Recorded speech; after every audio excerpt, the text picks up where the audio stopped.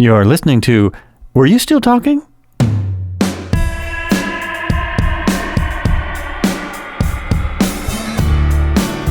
Hey, welcome back. This is Were You Still Talking?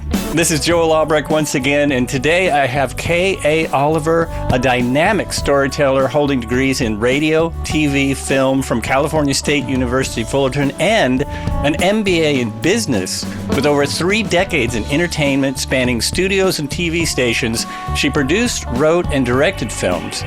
Defying gender biases and the notion that female-centric stories lack marketability in Hollywood, Oliver leaped into authorship, championing women's resilience and intelligence in her novels. Characters, often professionals such as archeologists and anthropologists, navigate life's challenges with humor despite their imperfections. And there's so much more I could read about her for a couple of hours. Thanks so much for coming in. Thanks for being on the show, coming into the YouTube. I'm glad you invited me to this mountain scene. I am just really enjoying it. Yes, thank you. Yeah, it's beautiful, isn't it? It is. A little cold outside, but we're okay. We're inside. If you're just listening to this, we're talking about my background on the Zoom, which you can always see on YouTube. Anything you hear that you're confused about, it's always on YouTube. But I had to switch studios, so I have different imaginary backgrounds behind me. Works for me. So you, part of your introduction is about working in Hollywood and basically leaving Hollywood, being disillusioned with Hollywood. What was the biggest thing that made you decide to go on your own and then become an author, which is also not easy? Well, two-part. First of all, while I had my journey working at Hollywood studios, I was diagnosed with breast cancer, and I was let go of my job. So I had to figure out how to live without an income and without insurance and take care of my breast cancer, which I, fought through. And at the same time, when I went back, you go back with different priorities when you've been through something dramatic. Right. And my priorities were to start really pushing my screenplays. I had a first and last at DreamWorks, which is Spielberg, Katzenberg, who owned that studio. And I would get, your screenplays are fantastic, but they're, female driven and, they're not marketable. They weren't meaning it in any harmfully, it wasn't saying, women's, but they were very nice and, they just don't market. And there's a few reasons why they don't market. And I thought, well, you know what? If I got left off of my job without a notice, right? Had no money, had no insurance. Now I know what I want to do. I want to write those screenplays and put them into novels instead. And I can do it on my own terms without, of course, you've got the creativity of Hollywood is not as creative as people think it is because you have to answer to all these people. Right. Now I can do it all on my own. And so my first novel was Disturbed Tombs, strong female archaeologist. She is married. Her husband's a professional.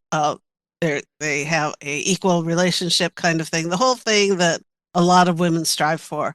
It won 4 awards out the door. So I went, I might be doing something right. So, part of the reason why strong female characters in Hollywood don't work as a lead is because they shave them down too much. And they don't make them highly intelligent, or they don't really express everything that they're going through because a lot of writers are male. I was just watching a show the other day, strong female leads in this TV series. And after the second or third show, I went, I'm going to go look at IMDb Pro and see if there's any female writers, because I'm thinking there's not a single one on this show. And I was right. So the female characters are flat. And, I understand how men can't really write women and women, don't fully get men. So that's why, it'd be great to have both. So I figured I was doing something right, and I've continued on that journey 15 books later. So yes, that's why I was disillusioned partly with Hollywood. Other things have come out in the news back then when I was working there were Uh-huh. real things that happened. So it doesn't, every time someone gets arrested, I get a phone call from like 15 people. Did this really happen? So, there's many things about Hollywood. I like to say all the glamour. People say, how did you leave the glamour of Hollywood? Well, it's not glamorous if you've worked at it all.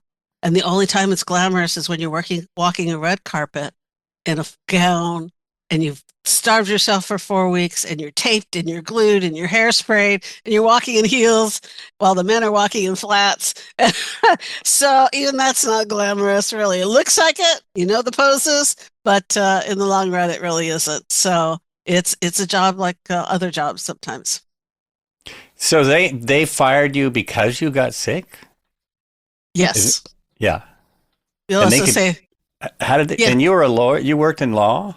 I worked on some of the law. Could I go after them? Yes. Okay. Did I want to? Well, I decided, do I want to work on my health or file lawsuits and paperwork and do all that stuff while I'm trying to heal? And I decided I was more important. That's that's probably a really good decision, I think.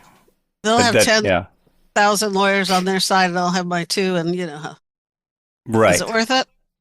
Right. Yeah. Luckily, some people think it's worth it, but I understand anyone who doesn't think it's worth it, and it may not be. You may not get anywhere. Interesting though, I also worked for DreamWorks. I worked for DreamWorks TV Animation. Okay. When it first started, the building was almost empty when I started working there. Out by the lagoon. It was in Glendale or something. It was like Glendale. Oh, it's still there. Okay. Yeah. But it has that little lagoon, Steven Spielberg's koi fish lagoon. Right. It was before they even had that. Oh, okay. They didn't have a building yet, so they put us in this office on I can't remember, Lancashire maybe. It was just an office building, and we were the top floor, and that was it. And I almost got to meet Spielberg because he came by to see. He was so busy, obviously, but he came by to visit once, and the head of the studio said, don't mob him. He's here to talk to you because you're his artist. He wants to see what you're doing. So don't mob the guy. Just let him be. No, not possible. I mean, these are artists working on animation. They're kids. They're not about to let their hero come in and just leave him alone anyway. But the animation part was really Katzenberg's baby. It was. And he was there once as well. He came once. Once. I never saw him daily. Yeah. Once. He came once, and he did. But Spielberg, it went real slow in the beginning because Spielberg had to sign off on everything, which I thought was great. That he's not just his name. It's like if his name is on it, he's going to be involved.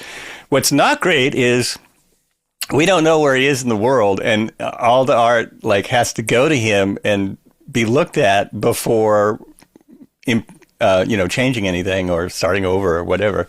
So, well, he let go of those reins. Did he? He sure did. Yeah, he sure did. I don't remember. I hung out a lot, not doing anything. But he would visit often. So he had Amblin over at Universal, right? Mm-hmm. That's where he headquarters. But he would be at what we call the DreamWorks campus quite often. So I've seen him, talk to him several times, and then Jeffrey was always around. The problem with Jeffrey is at that point, phones have really come out. Cell phones are really used. He had earbuds, and I wouldn't know if he was talking to me or are you on the phone? Or no, I'm saying hi to you, Kay. Oh, okay. I wasn't sure. Yeah, that was it's still hard, but it was really hard in the beginning when you had no idea who people were talking about. So the other thing that I wanted to ask about that was, do you think it's changed? Because it seems to me, at least I have found a couple of very strong. They're written by females. They're produced by females. They're 8 full episodes. Which drives me nuts still. An 8-episode thing. So do you think it's gotten any better at all with what is happening is the equal pay. So when Hmm. women start standing up for the equal pay, even though there may be a male lead, but the female lead is just as important as the male lead, co-leads, and they're getting, 100,000 and the male lead's getting 5 million. They can't start their own production companies on that 100,000. Come on. So Right, as they right. ask for and fight for more money, the same thing in sports, women's sports. If you fight for equal pay for an equal job, and then you have the money to start a production company, and then you can write your scripts, you can finance your scripts, and you can get it out there. And women viewers are flocking to that because the women in those movies or TV series, for the most part, are highly intelligent. It's not the I'm going to scream and trip and fall, and the guy's going to catch me. That we don't do that as women writing that because that's not who we are. It's not how we live. And most of all of my friends I know are highly intelligent professional women. Uh-huh. And so that's, Yeah. I want to write to that because I want to read that. I write what I want to read. I love Clive Cussler's books, the Jack Ryan books, and I love the action in them. So my books have action, women shooting guns, women, going into tombs and discovering mummies and finding out that you can talk to the mummy. It's all of that kind of stuff I'd like to have, read, and my readers seem to really love it. And I love to throw history somewhere in there. So people tell me that, oh, I'll be reading your book, and I'll be like, what is she talking about? Let me stop and go look it up. And the first time I heard that, I thought, oh no, I wrote my books easy to read because that's the one thing I hate doing, stopping to look something up. Like, what does this word mean? And then I'm finding out my readers stop because they're so intrigued. They want to find out what I'm talking about. It really exists. Oh my gosh. So they go down a rabbit hole and then they come back to my book. So I don't know if that's good or bad, but it happens. I've lost Oh, I you. was muted. I would think it was great. I muted myself so I could cough. I think it's great. I mean, that's one of the great things about reading books. Instead of I even pause watching television shows sometimes if something intriguing comes up and I wonder if it's true. It's better when you have a book, but I think that's one of the great things about this. It seems like there's a new sort of push to go back to books, which is a really good thing. And yeah, Yes, yes. And yeah. shorter books too, by the way. So, and they say because everybody's attention span is short. But my friends are like, well, I fly through your books. They're 60,000 words, but I still fly through your books because they're easy to read because, in the tree, they don't want to put it down. I'm like, okay, good. Well, then I won't shorten mine because my audience tends to like the way they are. But yeah. Yeah, I kind of read both kinds. I don't read as much as I used to, but I like very long books and short books. It, Oh, I yeah. read the And entire Dune when I graduated from Cal State Fullerton with my first degrees.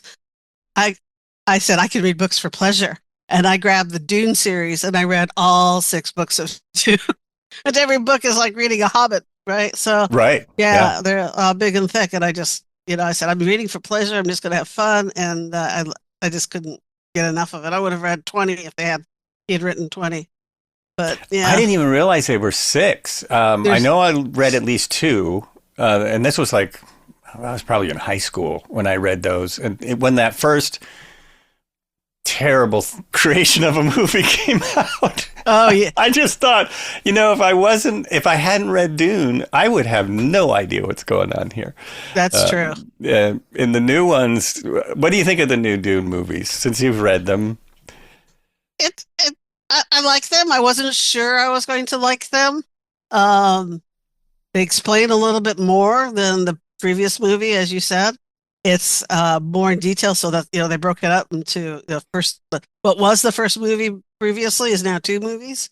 Right, So, right. and I like the actors and everything in it. So I wasn't upset by it, but again, you can't do book justice. You can't when you turn a book into a movie. It's really hard to do it justice because you don't get to see what's in your characters' minds or what they're thinking.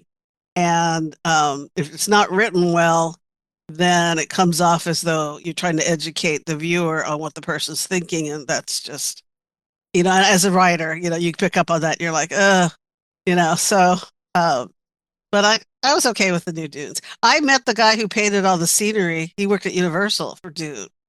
I walked into his office one day to give him something, and I turned around, and his office was a paint shop, of course.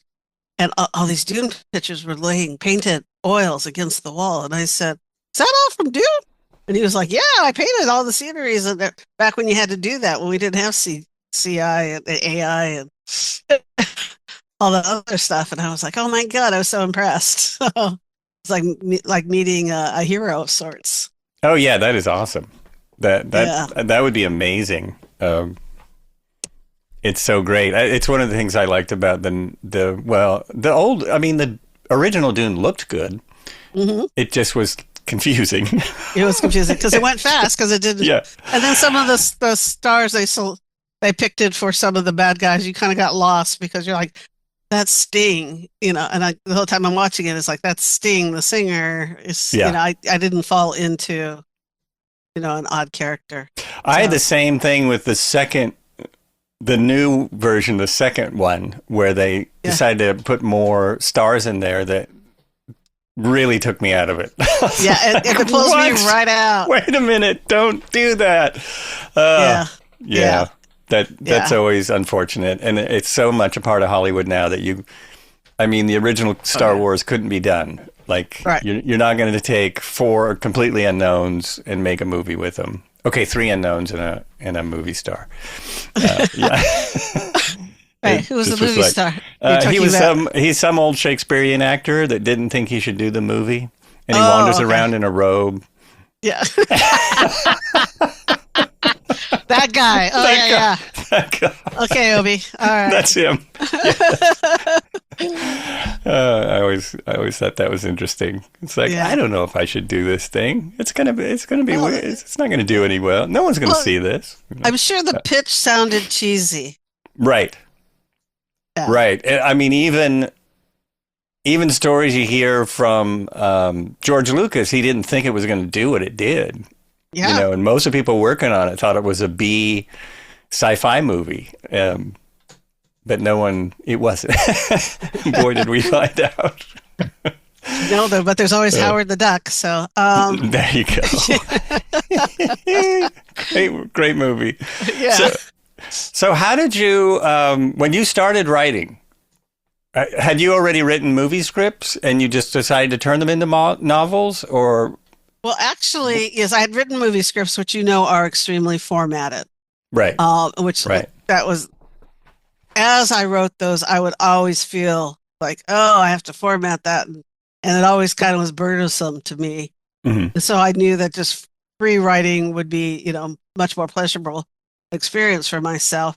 But the first book I wrote is based on a question I've had for years that I decided I'm going to answer it my way. And the question was, why do we think it's okay to excavate every mummy we ever find? You find 23 mummies, you dig all 23 up. But our graveyards are sacred. Are we disturbing their peace? Like we think we disturb our peace if we, dug up our graveyards. So it came off of a question that I kind of had to get out of my mind and out of my soul, in a sense, to write. So it was also, unbeknownst to me, having never written a book, a harder book to write. I didn't even realize that until I went to go write book 2, where I didn't have to go back and forth between time, because I had to start with, Cleopatra's alive, or her daughter's alive, and Seti's alive, these 2 mummies, who eventually move into modern day. But, I had to write back and forth. And instead of just writing a novel and going act 1, act 2, act 3, and just going with the flow. So it did well. So what can I say? Right. So, yeah, I don't like to give the ending away. So you guys can read it. But you can read it. And there's 3 books after that. So I have to pause this for a second and ask a technical. You're cutting out a lot. Do you know if you have any, what's it called? Any settings on your mic? in Zoom, like block out background noise, I think it's called, or anything like that. Because that might be causing it. Oh, let me look in my settings. Audio. Noise removal defaulted. Yeah, take that off. Put on original sound for musicians, and that should solve that problem. Because it's trying to remove noise that's you talking. Nice. It's trying to move it. Yeah. Trying to remove me. How's that? Is that better? It should be. We have to talk a little. We'll get back into it because it's just annoying. I will find this and edit it out. Okay. Before this won't go in there. No one gets to know this stuff. Get your own podcast. Okay, so you, how long did it take to write your first book? Probably took me a year. Mm-hmm. It took me longer to find good editors, but it took me about a year. And that's that's something I always ask people, because I've heard from successful writers that the editing is such a huge part of the book, and never edit your own book. So you probably already knew that. Because you had already worked with a lot of writers. Yeah. But finding the right editor is a growth process as well, because I had 2 editors beforehand. And when I originally published the book, I would get in comments like, you should have paid for an editor. But I did. Not only did I pay for 1, I paid for 2. So you really have to find somebody who's interested in what you're writing and what your stories are, who really gets involved in your book, like you do, in a sense. And I eventually found her, and everything's been great since. But, I went through a couple of books before I found somebody who was, liked my genre and the way I wrote. And it's a little bit unique because mine are, hard-boiled, as you like to call them, action-packed, strong female characters. And, there's not a lot of that out there. So finding that particular editor is a little...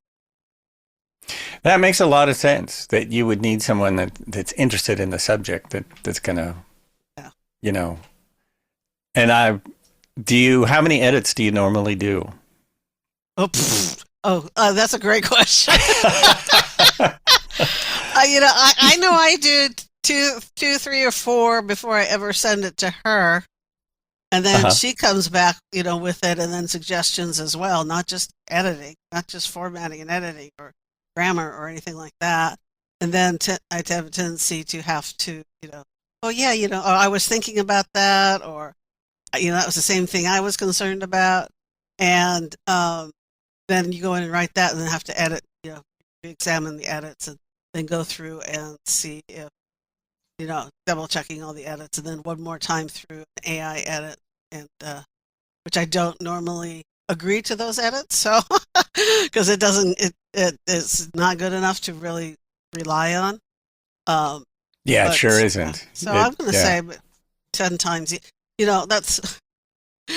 You having worked in film, you'll get this. You work on a film, you see it so many times as a film goes along in stages, like Shrek. I don't know how many times I've seen Shrek before it ever came out into the audience, out to theaters, and people are going, "Come with us, let's go see Shrek." And I'm like, "Yeah, I really don't want to." You don't understand. I've already seen it 13 times, and it hasn't even come out yet. Well, I worked in animation, so I didn't see it until it was pretty much done. You didn't get to see the pencils as they put the pencils together and all of that? Well, yes, I did. That was my job. I was the person that had to go around to the artists and say, "Can we have that drawing? Because it's got to ship in an hour." Oh, yeah. No, I didn't know I had to start that. Yeah, it was. Yeah. I was the PA, but that was one of my jobs. Was, the art has to be done in order for us to make the thing. Oh, crazy how that works. Yeah, pretty nutty. Yeah, kind of have to write to publish a book. It's kind of just mind blowing. Yeah, that too. Well, that's a weird thing about live action movies is they don't have to have anything done before they start shooting. I've heard a million stories of films that have no script, or they have half the script, and they go ahead and start, and then they change the script on the day. That would, I've been in a lot of short films, and I've also done theater. And in films, you don't always have a script when you show up in any kind of film, small or large. Theater, Yeah. you have two and a half months to work on it. Exactly. It's always done. Hit your mark and know your cues. Yeah. Yeah. Yeah. Yeah. Yeah. It's Yes. interesting. And how many books have you written total? 15. I'm writing number Wow. 16. Wow. And so how long is it a faster process now, or does Oh, it still yeah. take a year? Yeah. No, it's 6 months. Yeah, that's I pretty publish fast. about 2 books a year, Oh, wow. depending on where they fall. Yeah. So that's 6 months from basically nothing but an idea to a published book. Well, the idea brews a little bit as you Oh, write. okay. Right? Sure. So I'm already Sure. brewing on book 17. I'm writing book 16. So, but yes, from starting the first page and putting it onto paper to getting the edit back and getting it ready to go out and working on a cover, and you got to make sure that your cover fits your genre. And again, my genre is a little bit different, so my covers have a little more action to them instead of just a mystery kind of a blank scene. A lot of mystery books have those kind of covers, and you got to work with someone on that and get them to start. Oh yeah, I got you. I remember I did that book before. So you got that going on too. So then you finally get it published. So yeah, it's from concept to launch date is about 6 to 7 months. That's pretty fast, although it seems like that But seems pretty when quick. I send Yeah. my book off to the editor, I've already started writing my next book. So while she has it for a month, Okay. I've already started writing. So it's not like I sit there and wait for it to come back. So And do you have a publisher? Is it all self-published? it's self-published throughout. All self-published. That's hard work. Yes. Good for you. And what is do you have are you a disciplined writer? I'm thinking you are because you got many degrees. Yeah. In other words, do you have a time you sit down and I'm going to write now, or is it more? I can write 3 or 4 chapters in a day if I'm writing. If I didn't have a dog, I wouldn't remember to get up and walk around and do stuff. But he's like, it's time for me to go outside. So my writing companion. But and I do have a passion for writing. I've always written fast. When I was in elementary school, I wrote a speech. I entered a speech contest and wrote a speech. I ended up winning it, but originally they didn't want to give me the award because they thought my parents wrote it. It was too good. Your parents must have written this. And I'm thinking, if you knew Oh my my parents, gosh. you would know they didn't lift a finger to write this. So, so I always knew I had a knack for writing, and I've always enjoyed it. It used to be extremely difficult to get into.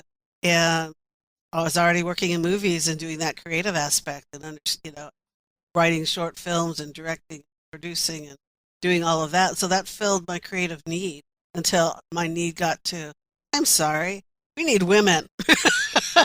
and it started to, I became an advocate. I was one of those individuals who had someone sitting next to me of the male persuasion who was getting $20,000 more a year than me. And I'm like, but I have more experience and more degrees. I'm confused.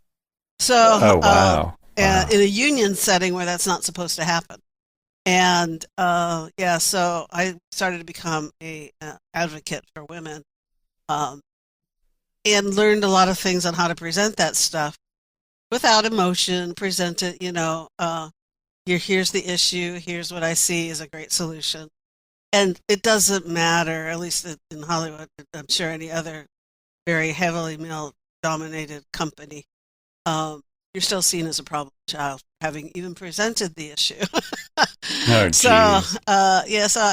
you bang your head against the wall so many times before you go, you know what? Let's step out and trust ourselves, and let's believe in ourselves, and let's see what we can do. And it's taken off. It has its own life. That's fantastic. That's Yeah. trusting in yourself. That's a great What an idea. Yeah, what an idea. I'm working my butt off for nothing. Why don't I work my butt off for myself? For So yeah, yourself. yeah. Exactly. Exactly. Yeah. So Hollywood, you think is a male dominated industry, you say?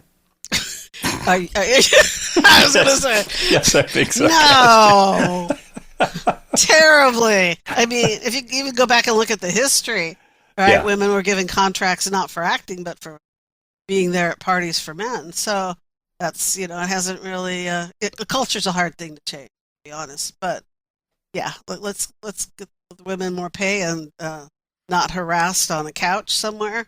And let's see what we can do on our own. We can do it. And that's kind of sad that the whole casting couch thing, Mm. I think most people have heard of that before. Do you think that's still happens? Uh-huh. Yeah, I thought. So Yeah. as long as you are, as this is what I tell people, they're like, why didn't they do anything to Cosby when they knew about this? Because back when in the studio, I was warned to stay away from the stages. So they already knew. That was years ago. And I said, well, because when you're making money and you can bring in money, you're powerful. And until something weakens in your life where you're not making that money anymore, you don't mean anything to the studio. At this point, they won't, you know, hide everything and take care of you. So are there still powerful people in Hollywood? Yep. And could they still be doing that? Yep, they could be. So I don't see that has changed all that much. But that's not just true of Hollywood, as we know. Right. So right. So Right. it's not just a Hollywood thing, but right. Yeah. So when you have a lot of power and a lot of money, and not to say that women get that power, that money, what they might be doing. So that's, and then the people that surround him, that's what kind of bothers me. So yeah, you got Weinstein in jail for whatever. What about the people who supported that knew what was going on? How come they're You not mean brought up on, I think? pretty much all of Hollywood? Yeah. I Right. mean, Or yeah. the people He who, had his hands right. in everything Yes, for yeah. years, and most people knew about it. Yeah. Um, Yeah. Knew yeah. about it, kept it quiet. Absolutely. And then, that's always been a Hollywood thing. That's why they have PR people. So, keep as much quiet as you can until you can't keep it quiet anymore. And, with more cameras and people out and about now, I'm so glad that I worked behind the camera because I started behind the camera, but then Mhm. people kept trying to pull me, you'd be great if you did this in front of the camera. You did this. And I kept going, yeah, I don't think so because I like my privacy. Didn't even know back then about telephones and cameras on every phone. And you can't even go to the grocery store now as a celebrity and, boom, boom, boom, all these pictures of you. And I'm like, well, thank God I stayed behind the camera. So, Yeah, I recently saw a video of a celebrity kind of trying to get by a crowd of people in an airport and saying, I'm not doing anything right now. I'm not doing this right now. And they just wouldn't leave it alone. And yeah, it was sad. It's like, come on, leave the guy alone. And I think it's changed too, because when I lived in LA, people pretty much knew they lived in LA and they left celebrities alone like they do in New York. But I don't think that's as true anymore. it's not true anymore because you Yeah. can post it and get 1 million views. Right. I guess that's Right? it. Right. Right now Right. you have or people make up fake AI stuff of the celebrities now and post it. It's like, oh yeah. So I don't envy that aspect of the thing at all. No, not at all. I've always said I'd rather be rich than famous Yeah. if there was a choice. Yeah. Oh, it's a strange thing. It is a strange thing. I have a lot of respect for the celebrities who don't live in Hollywood and, lead a Yes. very quiet life. And I always wonder about those that are upset about being harassed if they ever think about, moving. That or sometimes they have to Or be just- here to do what they're working on or be Mhm. somewhere, New York or somewhere, on what they're working on. Most of them I know have some kind of getaway place, right? And Right. keep Right. their mind sane. So, but yeah, when you have to work in Hollywood or you're working down the street and you want to go to a store to get something, you have to send somebody else unless you're, okay with everybody. I mean, I was with an A-list actor and all I could think about is this guy with this big camera with the big lens, and I'm thinking, are you shooting his nose hairs? Because he was so close to the guy, like taking pictures at this big lens. I'm like, you've got to be taking pictures of the hair in his nose. You are so close with such a big camera. And he couldn't even open his car door to get in, and it was just like this crazy. So I don't even like going out with them if they're in public. Like I used to walk by newsstands and go, those tabloids they all used to have out. I don't know if those exist anymore, but yeah, they're still out there. Are they? Yeah, I see them in our local everything store. Really? Hardware store, sporting. Yeah, they're still out there. I kept thinking one day it'd be, who's this other woman with a celebrity? He's married. Is he having an affair? It's like, no, we were working on a show together. Right. But right. that never, to my knowledge, that never happened. So it's just like, I don't want to go out and eat lunch with you because of all the cameras. So. And that always seemed like it would be a very bizarre thing to have your face with a story you most of the time had nothing to do with on the front of, every newsstand everywhere. Tabloid of something. Yeah. Yeah. That seems like it would really be. And it happens. We all know it happens. Right. Now there's podcasts, so they can come on and explain their side. There you go. If they care to. If they care to. Because no one's going to believe you anyway. Yeah. Well, I guess that's true. No one's going to believe your stories anyway. But I listen to them, so. Okay. It's entertaining. That's a good point. Wow.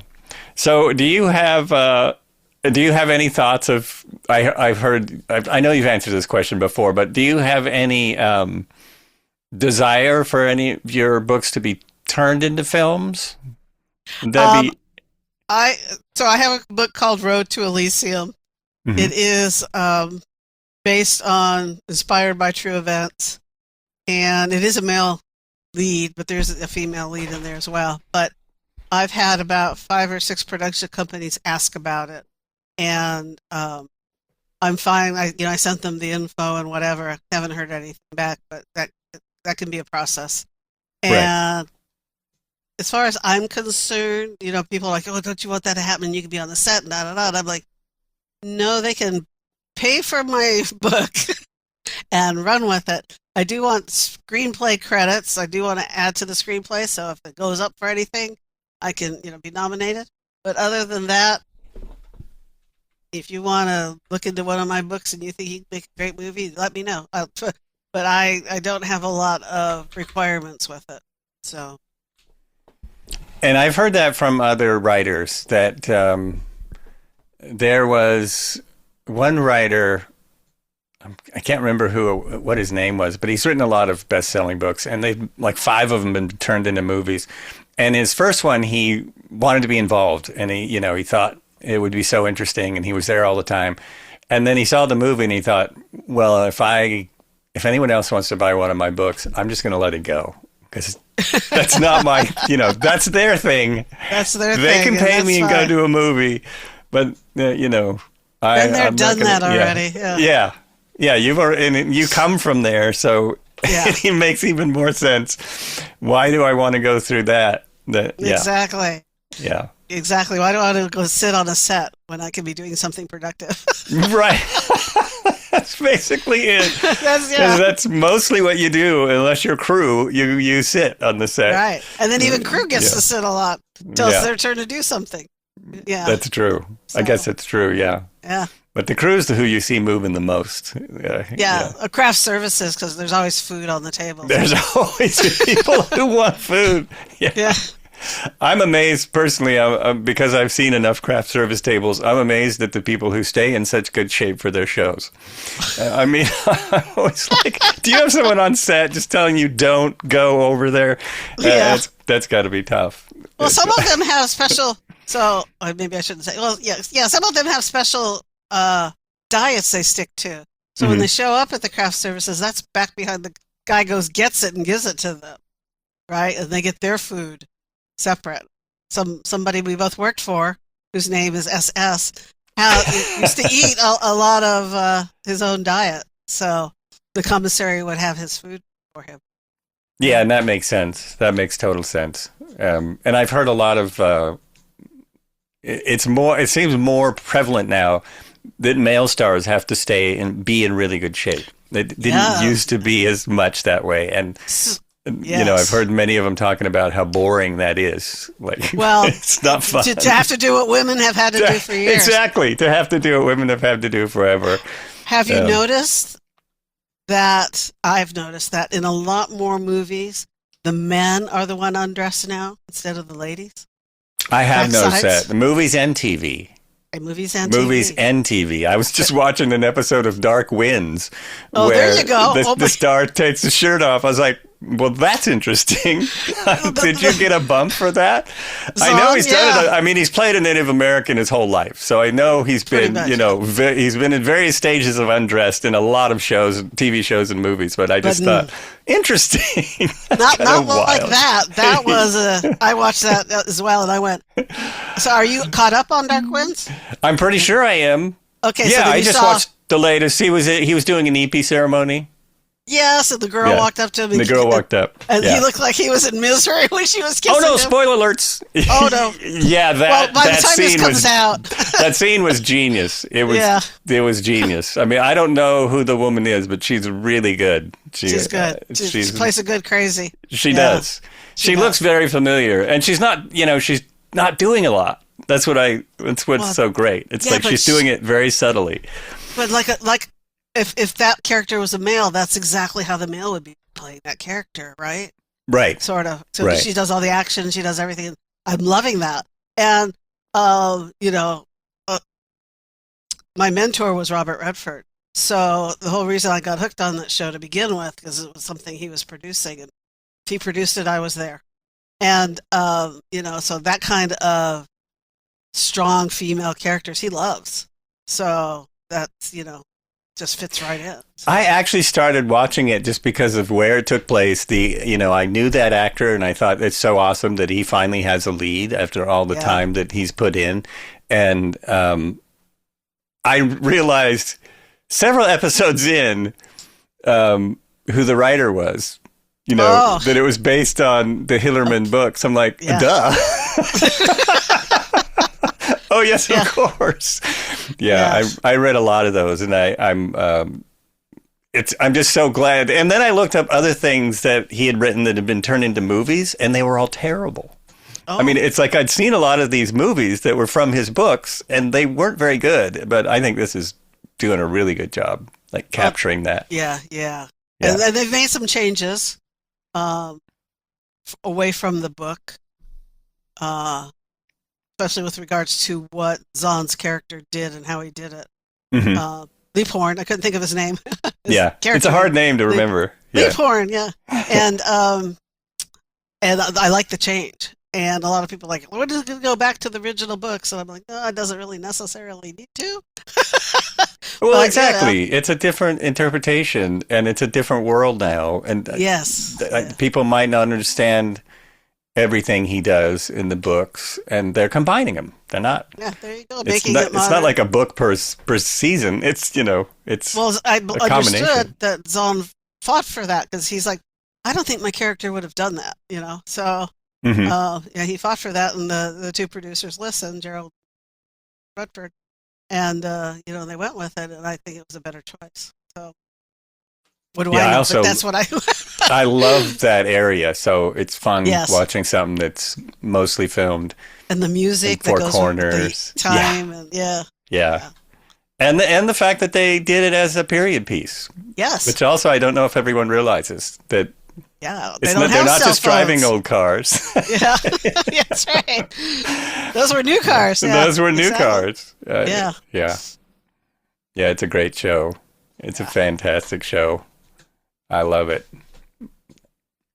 And is there, do you have a favorite writer influence, I guess I would ask, or several favorites that you kind of look up to? Clive Cussler and his series of books, The Dirk. Yeah. Mm-hmm. I have them all over the house.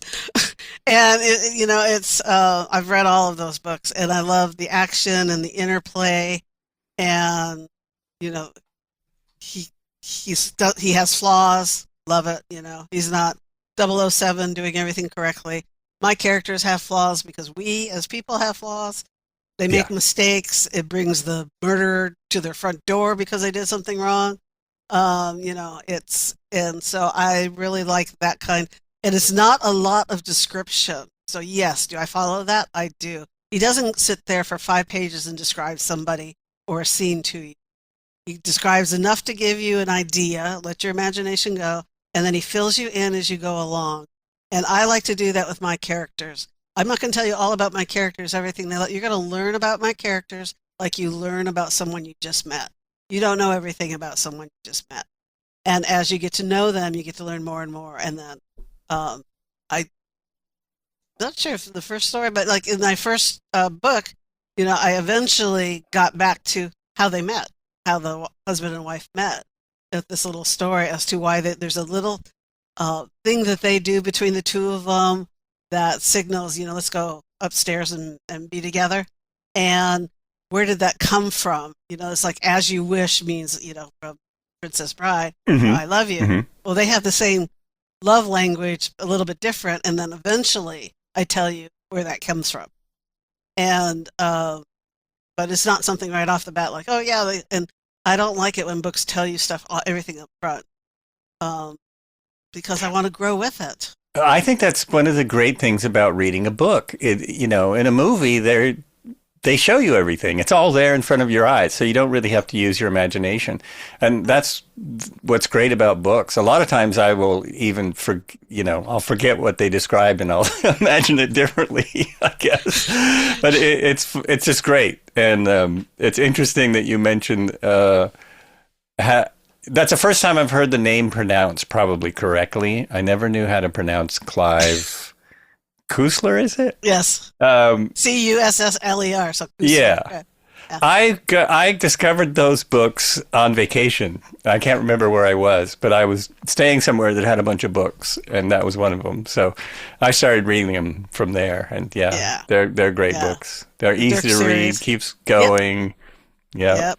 Full of action and mischievousness between him and his best friend. Like, little quips that they both understand, and that kind of stuff it's just, and they've tried to make one or two of those movies, right?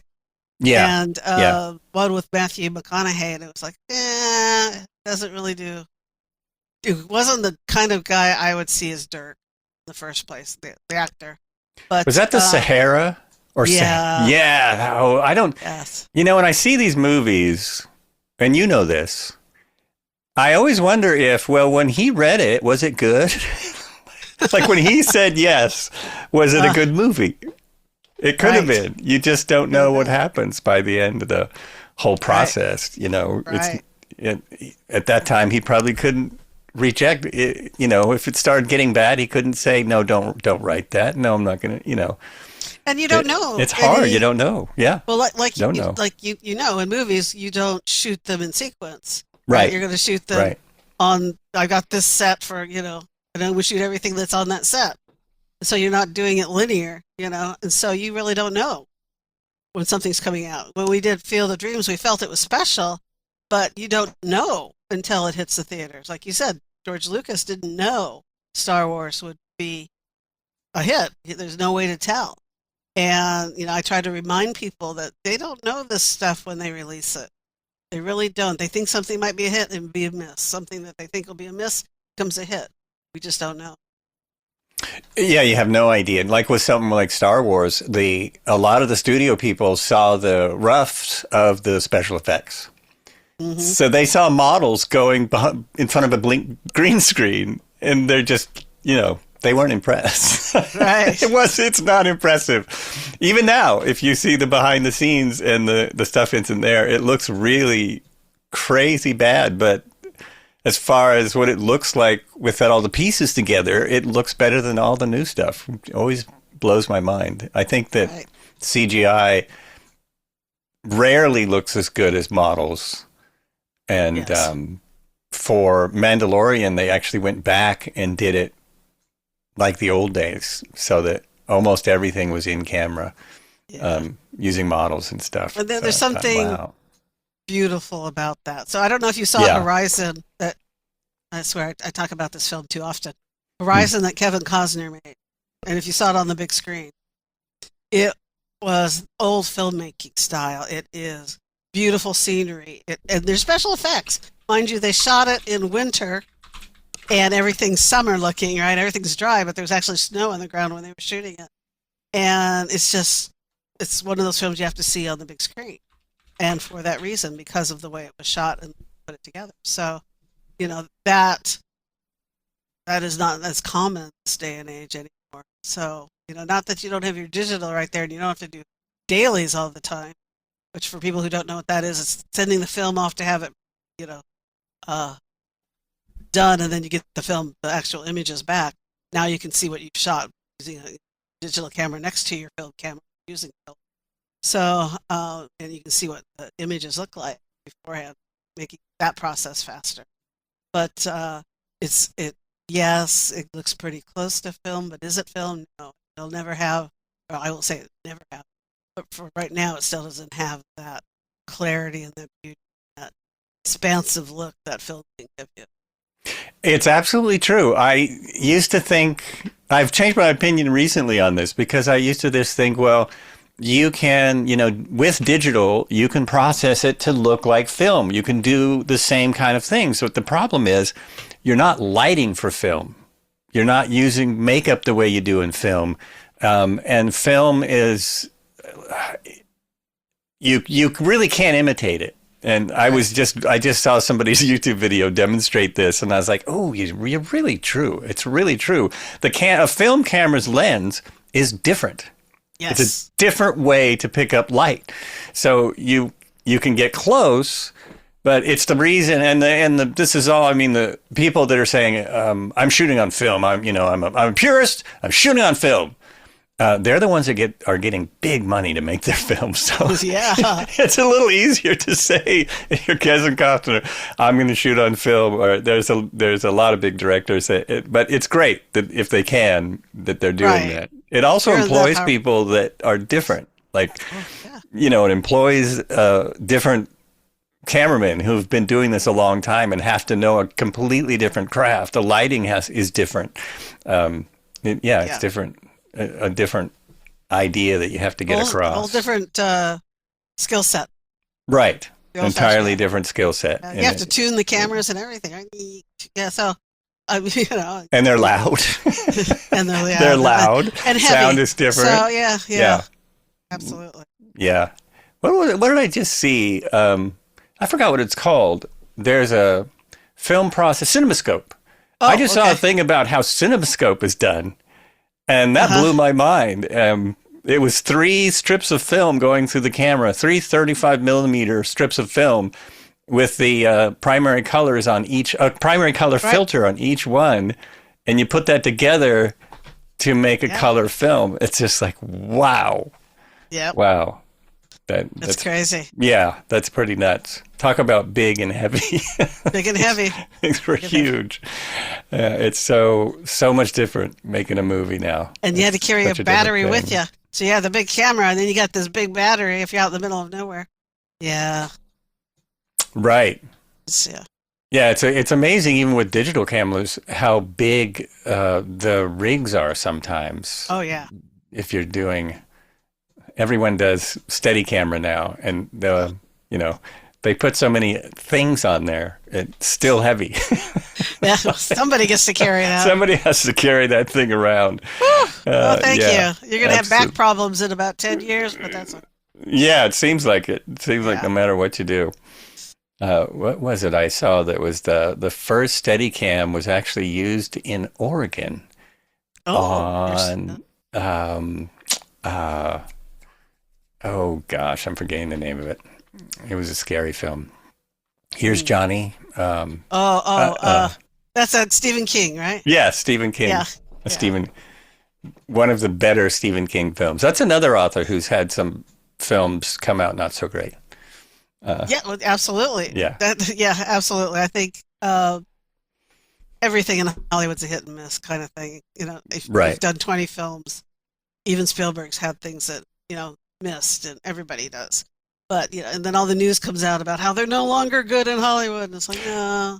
That's what always blows my mind is that these huge names make one bad film, and supposedly that's going to destroy them. And some people it does. Actually, some people, they make one mistake and you don't see them for a while. But it's just Hollywood is fickle.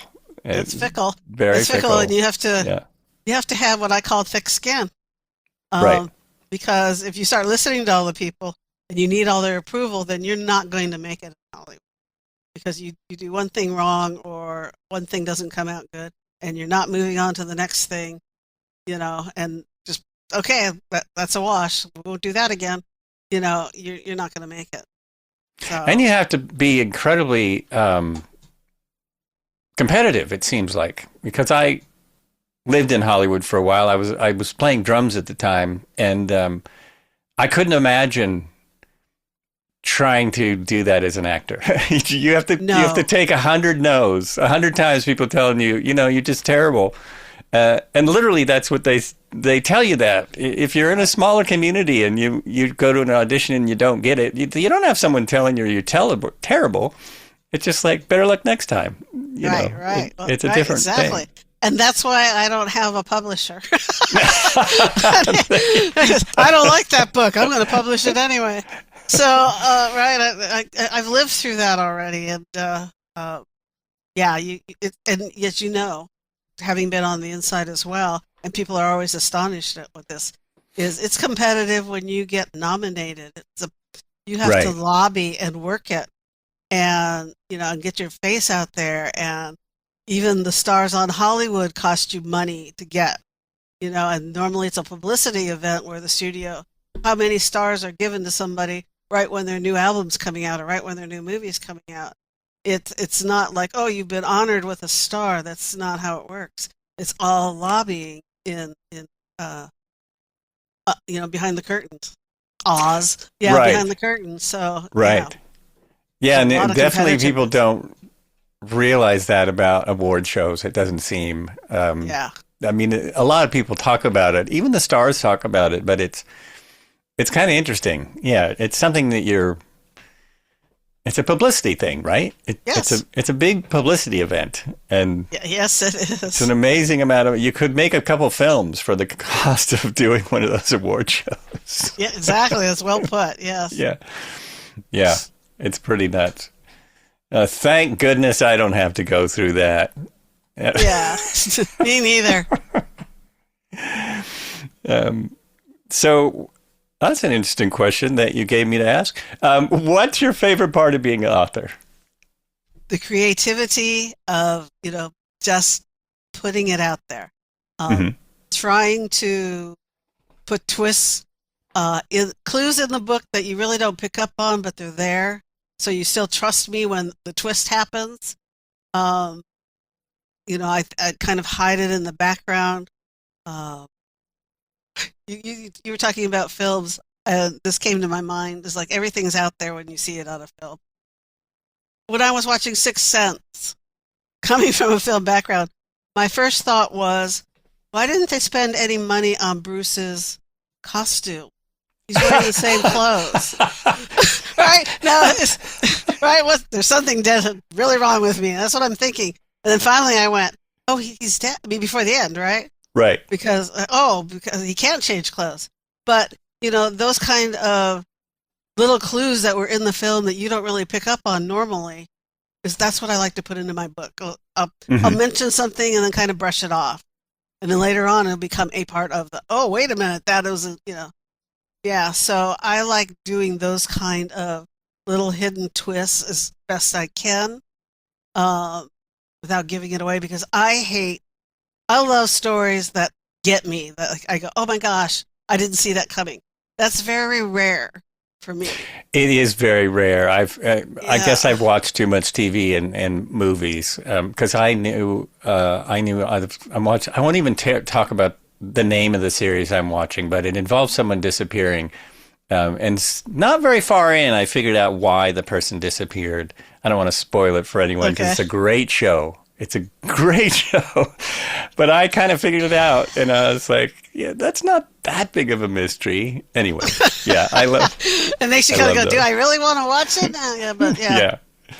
Yeah. But it's well acted, and it does keep you guessing. And yeah, the Sixth Sense really pissed me off. I'll be honest with you. You too?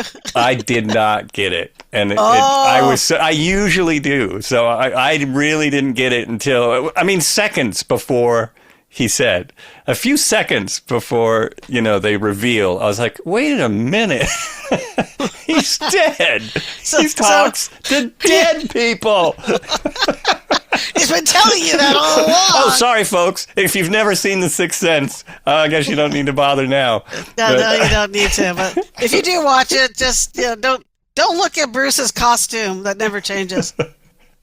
And that's it. And I had to watch it again. I mean, I didn't watch it again immediately, but I had to go back and look at there's like a dozen things Yes. that are in there that say he's dead. I mean, she Yeah. doesn't look at him. Yeah. His wife that he's standing behind never And looks at him. they don't really have a conversation. Not even a Not little even. bit. Yeah. Yeah. So I don't think they go as far as not showing him in the mirror, but they might. don't There know might about be a that. scene like that. I don't Yeah. know. That'd make him a vampire. No, but yeah. But I think as a ghost, you wouldn't see yourself necessarily either. But yeah, there was so many things in. Oh yeah, and his wedding ring. She has his wedding ring. It's like, why does she have his wedding ring? Yeah. This little, so that was, most people, that was a shocker. Yeah. So I try to do that. And the other thing Spielberg loves, is taking a scream and turning it into a laugh, or taking a laugh and turning it into a scream. And you will be reading my book as you go along, and all of a sudden, out of nerves or something, if it's a couple, somebody will do something to the other person that is probably would really happen in life, but you're not expecting it. Would make you start laughing, like she grabs her husband or does something to him that tickles him. Like, he was just reaching down for the gun. What are you doing? So I like to throw those in there because that's real life. So Right. Yeah, that is how life. That definitely is how life goes. And this is a terrible question, but I should ask it. It's a two-part question, really. okay. What do you think of AI, and do you think it'll ever replace writing? Well, okay. AI is a tool. Can it write a fiction book? No. Could it write a how to do something? Yes, but you still have to go in and make sure it's accurate. It's not accurate. You have to be very careful with AI because if you're trying to use it to write with, it might change things. Even when people are using it for emails, it might change the whole idea that you had in the original email and telling it to improve it. It might change the whole thing. It is definitely not there now. Is it capable of the human emotion and the knowledge of humanity that you need to write in a book? I don't think so. I've not seen it. It would not know to all of a sudden tickle somebody. That just doesn't fit into the line of AI. It doesn't have that concept, that understanding of humanity, crazy things we do that make us human. And I don't see it doing that. To use it as a tool to help you restructure a sentence here or there, or to provide you with some kind of keywords or SEO, you can use it for that. But then you still need to go research that. You can't take AI for it at work, even because it will make up false stuff. It'll make up stuff that's not going to work for you. So you still have the research and everything that you need to do to make sure. Like I like history. I could just go into AI and get historical facts, but that doesn't do it for me because I need to go look at the images. I need to go find out more information. I need to see what this person said about that event. If somebody's interviewed about it, and and pull from many different areas to get a nice rounded image of what I want to put into the book. And AI doesn't do that for me. I've played with it. I've tried it. It's like, nah, it might give me a direction to go, but that's about it. It's So interesting. I hear a lot of people say it's a tool and you just need to know how to use it. But it's a tool like a chainsaw being swung around by a rope in the middle of the air, hoping it doesn't cut anyone's head off. exactly. That's where we're at now. There's nobody holding on to the chainsaw. It's just out there. I know that AI could write a book that no one would know was AI. It would need the right prompt. It wouldn't be something simple.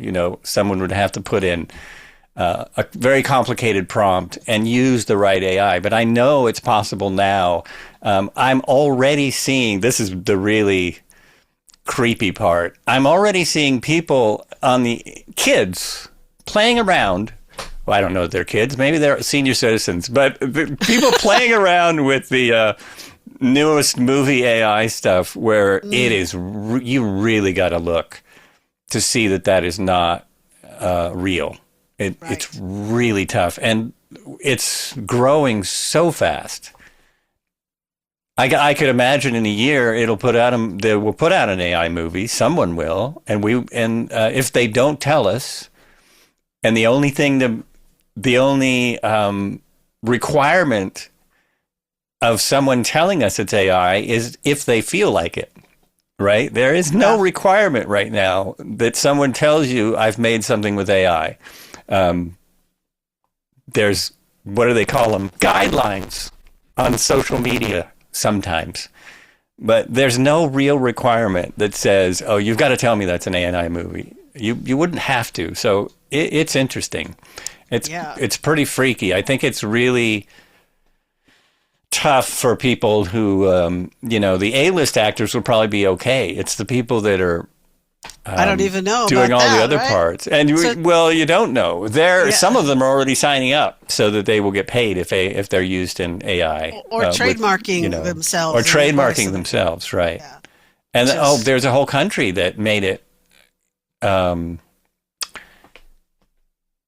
can't remember what country it is, but they just made your image and voice and something else your property, so that it'll be easy to say, to fight things like that. I thought it was more so than it is, but because I know your likeness is yours. Like, people can't use that without your permission.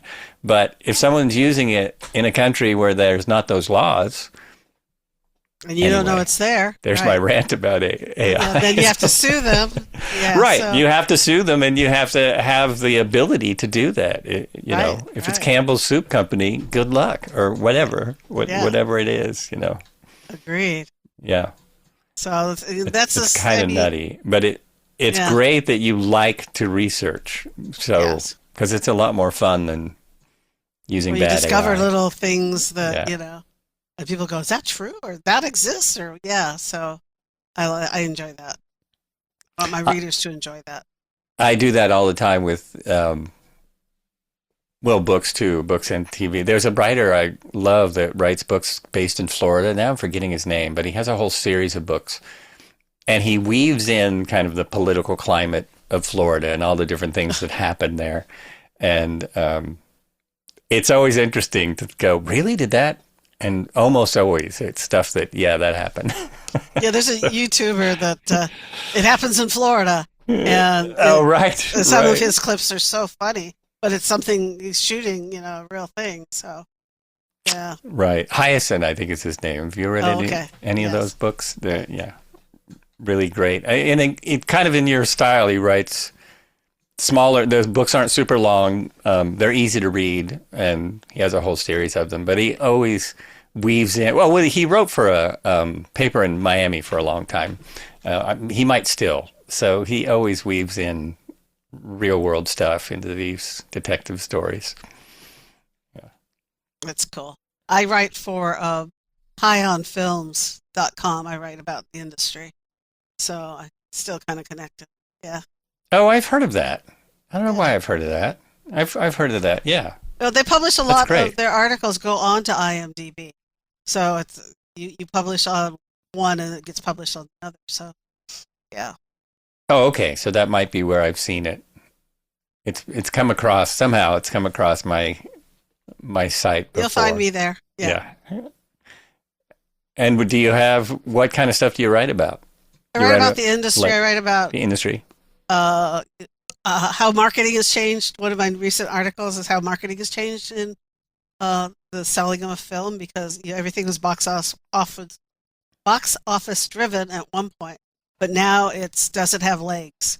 Will the film also do well streaming? Will it do well, in other? Oh, right. Yeah. Right. So now they don't just go off of box office sales. Normally you go to a box office so that you can apply for an Oscar or something, right? You have to be out there in a public venue for whatever time limit they make it before you can apply for an Oscar. You can't just go right to streaming, because then you're more Emmys, So, so that kind of information I put out there. I've put out articles on women characters and how they fall flat and why. I've obviously wrote about that. Mm-hmm. So, things like that. And then they have some top 10s. I don't do top 10s as well, but I've got some like top 10 character actors. You see them on the screen, when they come on, you're going to love the film, but you don't even know their name.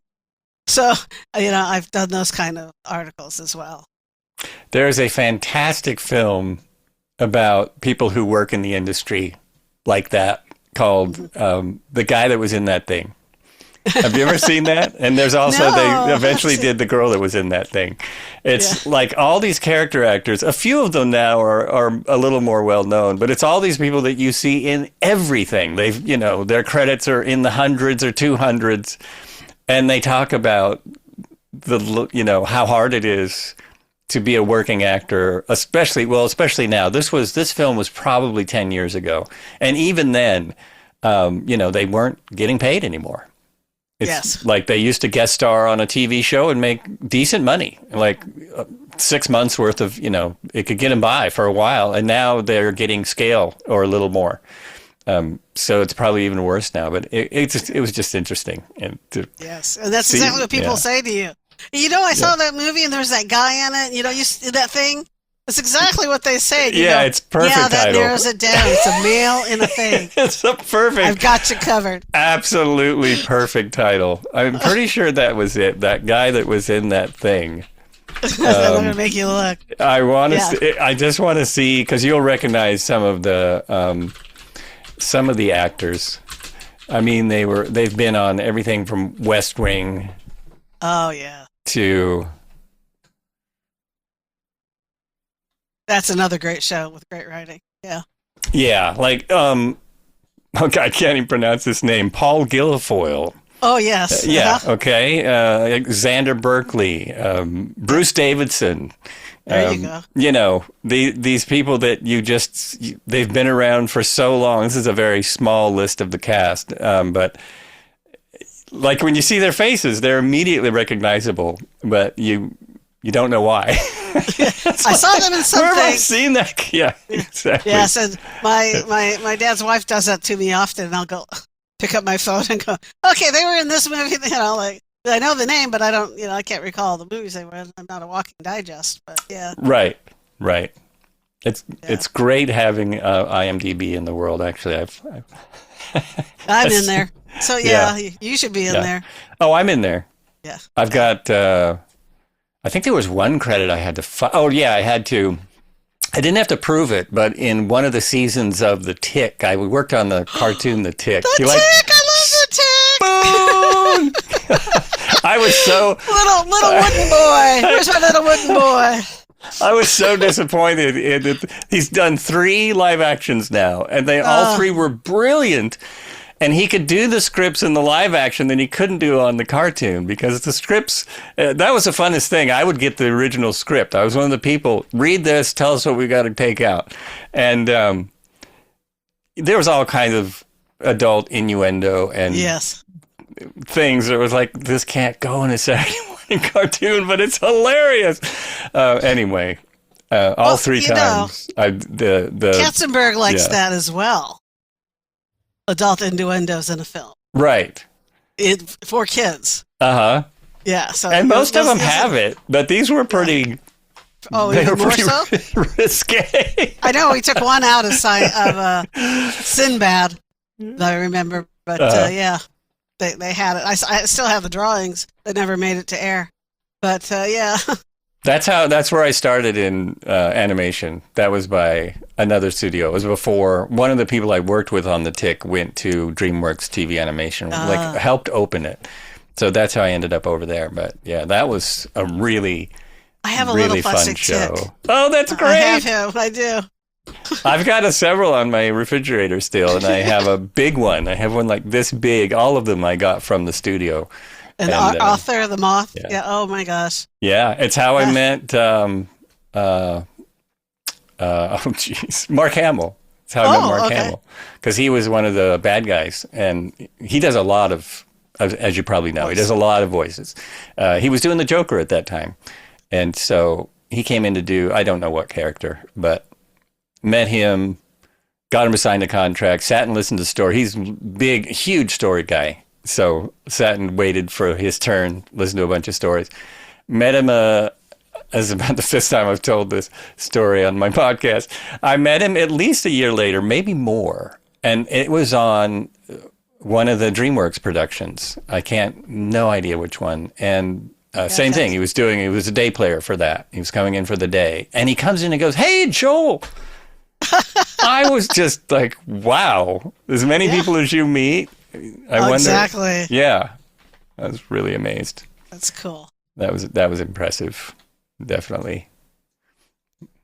Yeah, that was a fun job. It was a hard job, but it was a lot of fun. Yeah, before we went IPO, it was not that it wasn't great to work there before, but after. But it was a family. And when I worked at Universal Studios, and I worked with Lou Wasserman, Lou Wasserman owned the studio at the time. We called him Uncle Lou. It was like a family. It was like we were our own little town, and Lou Wasserman was the mayor. And it was just so much fun to work there back then. And practical jokes were the thing of the day. Lots on set, people would play practical jokes all the time. He was a practical joker. And when he sold the studio, I cried. It was never the same. So, yeah, then you couldn't go right from Universal to DreamWorks. You had to jump somewhere else for a little while before they could take you over to DreamWorks. So I did that little hop, skip, jump. So, like I said, because Steelan's Amblin is on the universe a lot, so I've physically run into him a few times. So, yeah. Yeah, that's wild. The industry. I didn't realize. So you couldn't go, like, was that DreamWorks couldn't steal people from Universal, so you had to go somewhere else first? Was that? Yes. Yeah, I see. Yes. Yeah. Yeah, that was one of my favorite things about working for DreamWorks, is that Spielberg invited us to his Christmas party at Amblin Entertainment on the Universal lot. He wasn't there. I don't think he planned on being there, but he had everyone come to this party, and I got to see all of his paintings. I'm forgetting the artist. One of my favorite artists that he painted for the New York Post for years and years and years. Oh, like, yeah. Yeah. Rockwell. Norman Rockwell. He's got his whole office is full of Norman Rockwell. It's like on every wall of the building has one somewhere. And yeah. Okay, but as a female, I have one complaint about the Amblin offices: the furniture. The furniture was rustic desk. It looked beautiful. Don't get me wrong, but it was back in the time when we wore nylons, and you get snagged on the furniture. Just it's a girl thing, and I'd be like, Spielberg, gosh darn you, So. No, that's funny. There you go, because it had all that rough wood on, and you just go to stand up and great. Now I'm going to a meeting with a run in my nylons, but yeah. Well, something a guy would never think of. I know. That's true. No, I've always had great sympathy for I guess women's clothing. It always kind of amazes me that men want to dress as a woman. Not because it boggles my mind too. Yeah, not because I care, but it's just like, really? You want to complicate your life like that? It seems really hard. You know all the requirements that we have? Yeah. Exactly. It's like, wow. We can't wear the same outfit twice in 2 parties, but men can wear the same tuxedo for 10 years. Men can have the same 5 suits, the same suit, exactly. 5 different chains, Exactly. Yeah. Don't have to. It's true. So, it's true. And I write about that stuff in my books. I have that kind of, girl talking to her husband about, well, you can just da-da-da. I have to do X, Y, and Z, So, just as, comic relief. But, right. Yeah. Right. But, yeah, I'm still not going to dress up to go on planes or whatever. Well, you have to be careful. If you really want to study that, now you got me off that. Don't wear nylon, because if the plane catches on fire, it sticks right to your body. Oh, that's terrible. Oh, yeah. That's why I stopped wearing nylons on planes. He was like, when I found that out, I was like, what? Oh, I'm not wearing that anymore. So, and things that burn really quickly, cottons and things. So you might want to reconsider your clothing, not only for comfort, but for safety. Don't wear high heels on a plane, because you can't run. Well, I started thinking about, I'm an aviation enthusiast, as you might have seen in your research. I don't know if you did, yes. But I'm big in aviation. So I know that your likelihood of ever having a problem on a plane, especially one where you are involving fire, is so minuscule. But that being said, I stopped, I used to loosen my shoelaces and stuff. And at some point I just thought, if something happens, I want to have shoes, even if it's a runway exit. Like even if you're on the runway and you need to get out of the plane, which happens sometimes. Something goes wrong and they have to take you out. Yeah, I want to have my shoes on. Did you ever sit with your seatbelt off? I used to. I used to a lot more. Now, this is a great wind shear. Yeah. Wind shear. Yeah, we'll that's what happened. That's what happened. One time with wind shear, we were, I can't remember where we were flying, but it was not to Hawaii, our favorite place. It was somewhere inside the U.S. And everything was calm. And I did happen to have my seatbelt on, but it was loose. But we happened to be sitting with our seatbelts on. No warning. The plane just dunk. It just all of a sudden dunk. Next to us, down the aisle, a few chairs. This baby was standing on the aisle and playing with his dad, and he goes shh, and his dad goes boom, just that far from the ceiling, and he pulls him back down, and they had, he had a bit. The kid had no idea. He thought that was really fun, and I'm just like, I'll tighten this up right now. Anytime I'm flying, and also the weather is changing, so there's more of those. That's true. Yeah, we were flying into Chino. My ex-husband was a pilot, and thank God we still had the instructor in the plane at the time, and we had a wind shear. And ever since then, I'm like, and at that time, airlines were not saying keep your seatbelt on. Right. So, like they do now. And I know people don't understand it. Like, why do I need to keep this on? Because if you've ever been in a wind shear, you will know you don't want to fly. There's no warning. There's nothing. The pilots don't even, there's nothing underneath to hold the wings up. So, yeah. Yeah, it's crazy because we need probably to write that in a book. Exactly. We probably dropped a few feet because the baby went from the ground almost to the ceiling. So we dropped a couple feet, but there's been incidents that the plane has dropped 50 feet, out of nowhere. And so, that's probably that's probably the worst thing you really need to worry about is there are so few airline incidents now or accidents. They don't really tell you about all the incidents. There are incidents all the time, but we had a restroom go out and we couldn't leave. But the ones they tell you about are still so few and far between, especially with U.S. carriers, that there is no data points.